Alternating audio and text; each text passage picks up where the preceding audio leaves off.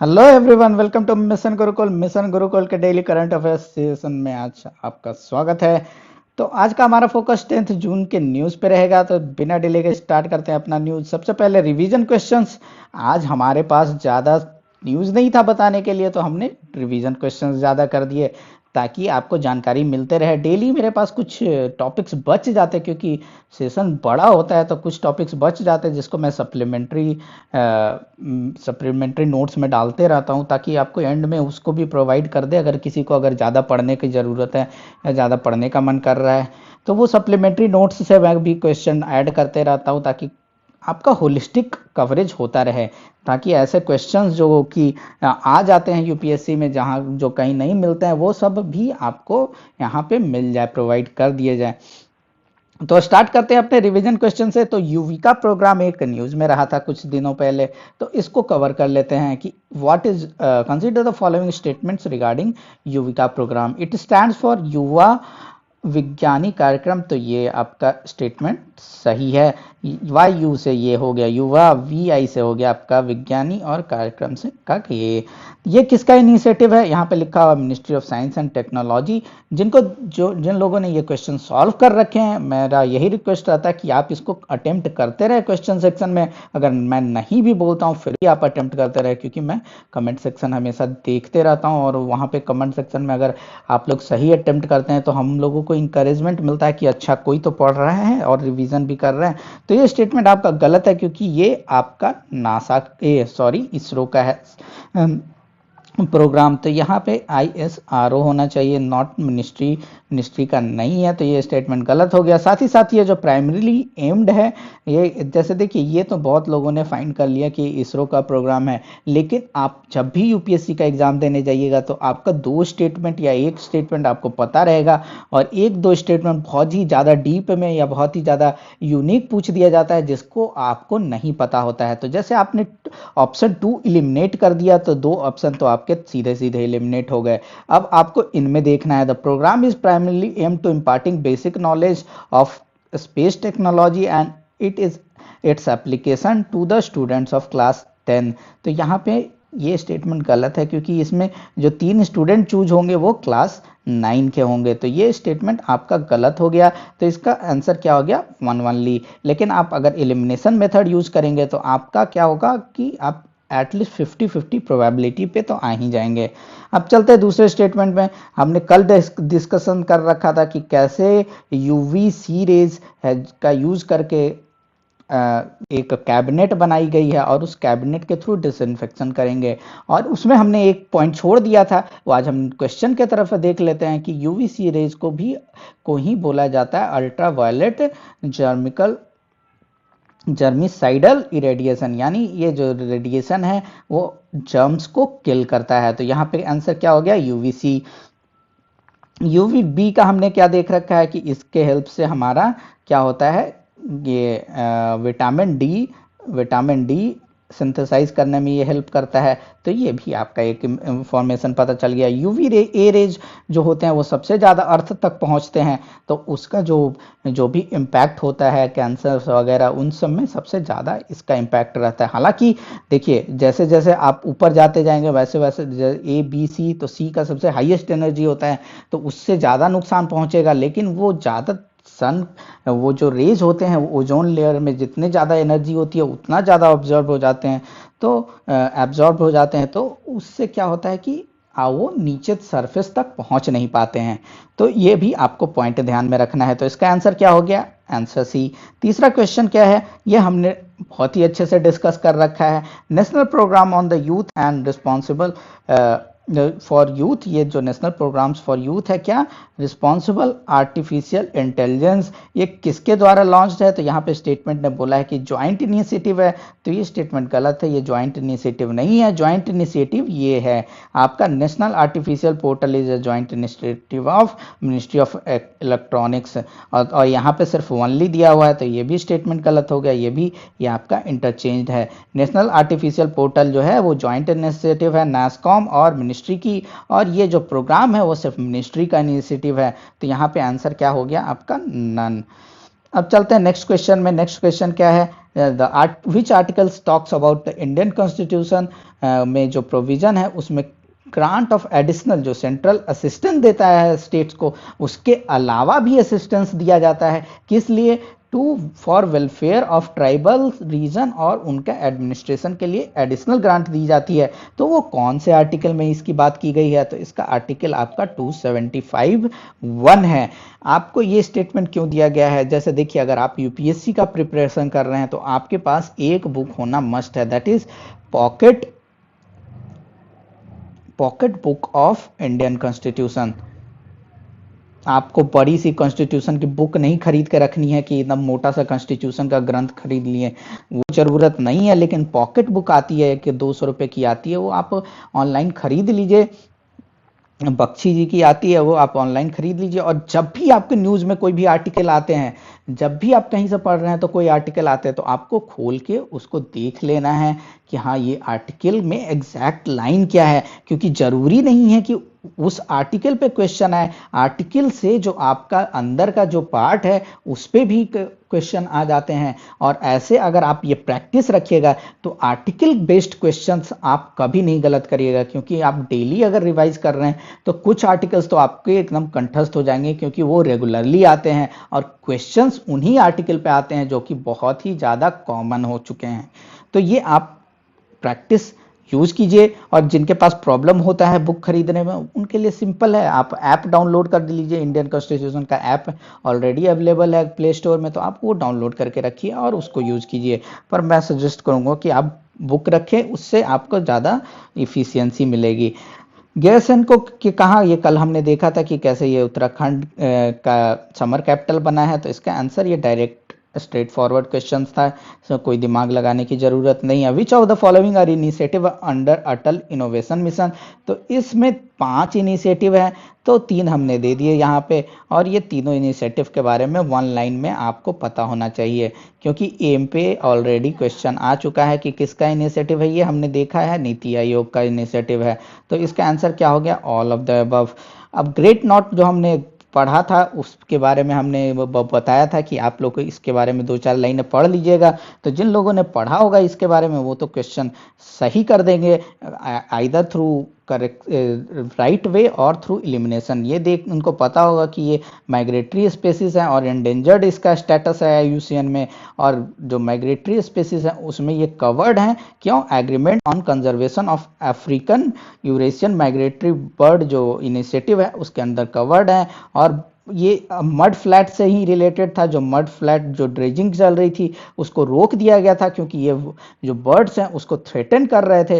तो ये भी स्टेटमेंट आपका सही है। तो आपका बचा कौन स्टेटमेंट? तो यही स्टेटमेंट गलत है। तो आपको अगर डिटेल में नहीं भी पता है कि great knot is a small wader, और ये this is the knot the smallest, this is the largest of calidrid species, तो ये आपका स्टेटमेंट गलत है। तो ये आपका आंसर हो गया। अब चलते हैं न्यूज़ की तरफ। न्यूज़ में हमने पॉलिटी में देखा कि कैसे लेफ्टिनेंट गवर्नर ने जो दिल्ली के सीएम हैं उनके पॉलिटिकल अनाउंसमेंट को खारिज कर दिया, उसको रिजेक्ट कर दिया है। उन्होंने क्या स्टेटमेंट दिया था कि to limit the scope of covid testing का स्कोप लिमिट करने के लिए सिम्टोमेटिक किस पेशेंट्स को करना है, और साथ ही साथ जो बेड्स होते हैं दिल्ली गवर्नमेंट के उसको रिजर्व कर दिया जाए जो रेसिडेंट ऑफ दिल्ली हैं उनके लिए। तो ये सब बहुत ही पॉलिटिकल न्यूज़ है, बहुत ही इसका मतलब पॉलिटिकल एजेंडा होता है ये सारे न्यूज़ का। और ये ऐसे टॉपिक्स हैं कि ऐसे टॉपिक्स जब भी आते हैं तो आपका जो दिमाग है वो दिमाग बोलता है कि चलो ये सही है गलत है, इसके बारे में डिबेट किया जाए। और आप लोग बहुत ही ज़्यादा टाइम वेस्ट कर देते हैं, क्योंकि आप सभी का कोई ना कोई पॉलिटिकल एफिलिएशन होता ही है। तो आपको टाइम वेस्ट नहीं करना है। आप अगर टाइम वेस्ट करेंगे ये सही है या गलत है, कौन सी गवर्नमेंट अच्छी है कौन सी बुरी है, तो ये आपका यूपीएससी प्रिपरेशन के लिए वो मतलब एक टाइप से टाइम आपका ईट करेगा।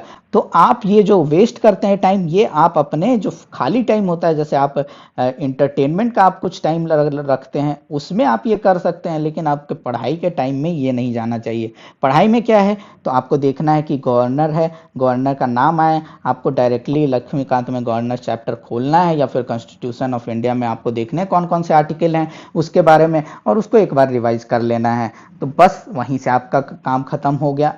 गवर्नर का आर्टिकल 200 बोलता है, 201 नहीं 200, क्या बात करता है कि जो गवर्नर, स्टेट गवर्नर के पास पावर होता है कि रिजर्व करे बिल, कोई भी बिल को रिजर्व कर सकता है for consideration of president.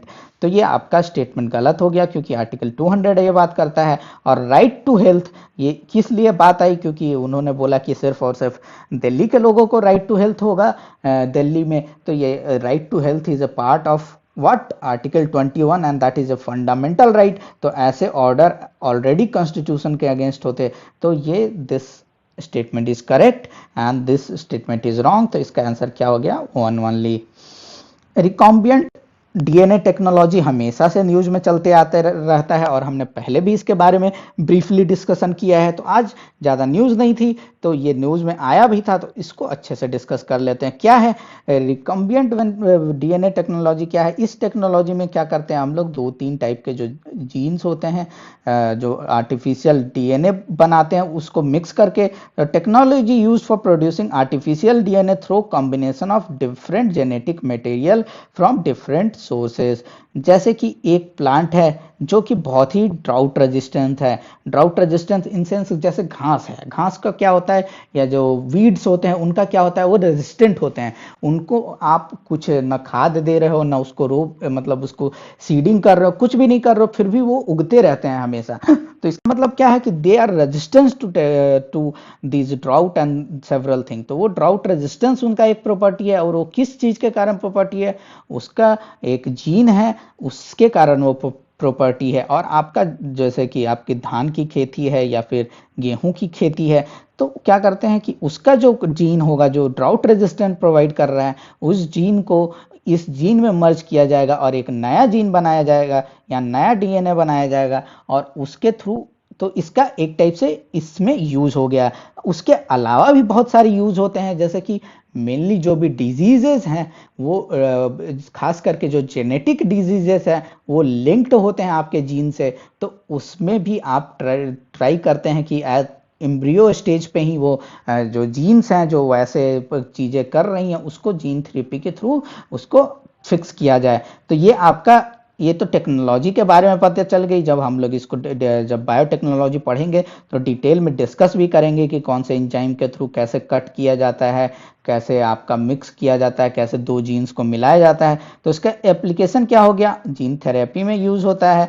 Clinical diagnosis और वैक्सीन आपके लिए सबसे ज़्यादा इंपॉर्टेंट है क्योंकि ये अभी के लिए सबसे ज़्यादा रेलेवेंट है। तो हेपेटाइटिस बी का वैक्सीन भी बनाया गया है इसके थ्रू। क्या करते हैं कि उसमें जैसे जीन का है, जो जैसे वायरस है, उसका जो जो जीन होता है, जो जीन जो कि ज़्यादा हार्मफुल है, जो जिसके कारण बहुत ज़्यादा तेज़ी से प्रोपगेट करता है वायरस, उसको काट के हटा दिया जाता है।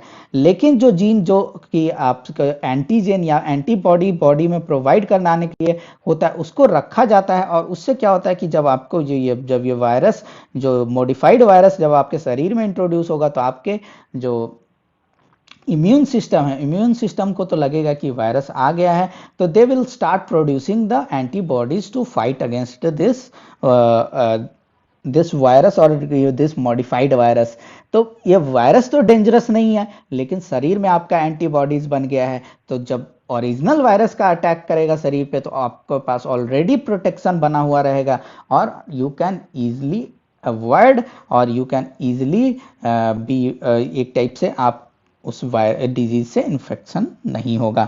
उसके अलावा प्रोडक्शन ऑफ इंसुलिन, इंसुलिन एक स्पेसिफिक हार्मोन, और हार्मोन्स और बहुत सारे एंजाइम्स को प्रोड्यूस करने में, और जीएम क्रॉप तो हमने देख लिया। तो ये सारे यूजेस हो गए। उसके अलावा ministry of chemicals, ministry of chemical ने लिस्ट ऑफ केमिकल्स दिया था पीआईबी में, और ये क्योंकि ये हम लोगों का सेशन बड़ा हो रहा था तो ये मैं कवर कर नहीं पा रहा था। ये ऑलमोस्ट सिक्स जून की न्यूज़ थी उसमें आया था, तो ये आज कवर कर लेते हैं क्योंकि बहुत सारे न्यूज़ चैनल जो आप लोग देखते हैं उसमें भी ये सारी चीज़ें कवर्ड नहीं है। तो और क्योंकि ये देखिए इसमें जो भी केमिकल्स है वो कोई ना कोई यूपीएससी एग्जाम में पूछे हुए हैं, ऐसा नहीं है कि ये चीज़ें नहीं आएगी। ये सारे केमिकल्स आपके मिनिस्ट्री ऑफ केमिकल्स भी प्रोड्यूस करते हैं, और उन्होंने जब दे रखा है तो इम्पोर्टेंट तो हो ही गए, लेकिन ये पूछे जाते हैं। कि कौन सा गैस यूज होता है आपका आर्क वेल्डिंग में, तो आर्गन यूज होता है। ये क्वेश्चन की एक बार दो बार नहीं, आप जब के प्रीवियस ईयर क्वेश्चंस उठा के देखेंगे जहां स्टैटिक साइंस का पोर्शन है, तो वहां पे आपके एक दो बार नहीं बहुत बार पूछे जा चुके हैं। तो अमोनिया का क्या यूज होता है, रेफ्रिजरेंट में यूज होता है, nitriding of steel, rocket fuel और फार्मास्यूटिकल्स। अमोनियम नाइट्रेट का यूज क्यों होता है, एक्सप्लोसिव फॉर कोल माइनिंग में यूज होता है, तो ये आपका ज़्यादा इंपॉर्टेंट है। अमोनिया बाइकार्बोनेट हम यूज करते हैं बेकरी प्रोडक्ट्स में और टैनरीज में। मिथाइल एमाइड का क्या यूज होता है, ये हमने देख रखा है कि कैसे methyl amide is used in pesticide और डाई स्टफ, और साथ ही साथ फार्मास्यूटिकल्स में। कंसंट्रेटेड नाइट्रिक एसिड और डाइल्यूट नाइट्रिक एसिड में आपको अंतर पता होना चाहिए कि कंसंट्रेटेड नाइट्रिक एसिड होगा तो एक्सप्लोसिव और फार्मास्यूटिकल्स में यूज होगा, डाइल्यूटेड यानी कि उसका जो स्ट्रेंथ अगर वीक होगा तो उसको हम ज्वेलरी और प्रोपेलेंट की तरह यूज करते हैं। प्रोपेलेंट इन सेंस होता है कि जैसे रॉकेट है तो रॉकेट का फ्यूल है, तो रॉकेट का फ्यूल जो प्रोपेलेंट प्रोवाइड करता है उसी को प्रोपेलेंट बोलते हैं, यानी रॉकेट के फ्यूल में एक टाइप से आप समझ सकते हैं। फॉर्मिक एसिड का यूज क्या होता है, रबर और लेदर में।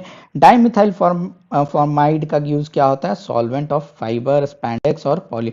ये सारे बहुत ही ज़्यादा इंपॉर्टेंट है, और जब हम लोग केमिस्ट्री में केमिकल्स यूज डिस्कस करेंगे तो हम लोग आपको बताएंगे भी कि ये सब क्वेश्चंस कौन साल के कौन से एग्जाम में आए हुए हैं।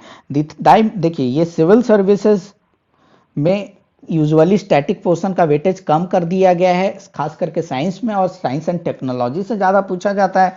लेकिन उसके अलावा अभी भी जो भी सारे एग्जाम्स है उसमें स्टैटिक साइंस, जैसे आपका ईपीएफओ हो गया, सीएपीएफ हो गया, सीडीएस हो गया, एनडीए, उसमें स्टैटिक साइंस का वेटेज बहुत ज़्यादा है, तो उसके लिए आपको ये बहुत ज़्यादा इंपॉर्टेंट है। डाइमिथाइलेटेमाइड भी हमने यहाँ बता दिया है। Sodium nitrate is very important, that is used as propellant as well as explosive. अब करेंट एंड मिसलेनियस टॉपिक में चलते हैं। हमने न्यूज में आया है कि सटर्न का जो मून है टाइटन, वो ड्रिफ्ट कर रहा है फास्टर देन बिफोर, जो पहले एक्सपेक्ट किया था उससे ज़्यादा तेजी से ड्रिफ्ट कर रहा है। ड्रिफ्ट यानी दूर जा रहा है अपने प्लेनेट से। जैसे अर्थ है, अर्थ का भी जैसे मून है वो दिन मतलब हर साल थोड़ा सा दूर चलते जा रहा है, यानी थोड़ा दूरी हो रही है, और ये डिस्टेंस बहुत ही माइनर हो है, तो आपको चिंता करने की ज़रूरत नहीं है कि अरे यार क्या हो रहा है, ये तो दुनिया का विनाश पास में ही है। तो ऐसी चिंता करने की बात नहीं है, these are very natural phenomenons, और या इस पर कोई इम्पैक्ट नहीं होने वाला है आपकी डे टू डे लाइफ में। तो ये तो बातें हो गई है आपका ड्रिफ्टिंग फास्टर। तो हम देख लेते हैं कि जो मिशन है कैसिनी स्पेसक्राफ्ट मिशन, वो किसका मिशन है, नासा का है, इटालियन स्पेस एजेंसी का, या यूरोपियन स्पेस एजेंसी का। तो ये जो कैसिनी स्पेस मिशन किस चीज़ के लिए है, सैटर्न और इसके मून्स एंड रिंग्स की स्टडी करने के लिए, और ये ज्वाइंट इनिशिएटिव है ये तीनों एजेंसीज का, तो इसका answer all of the above हो गया।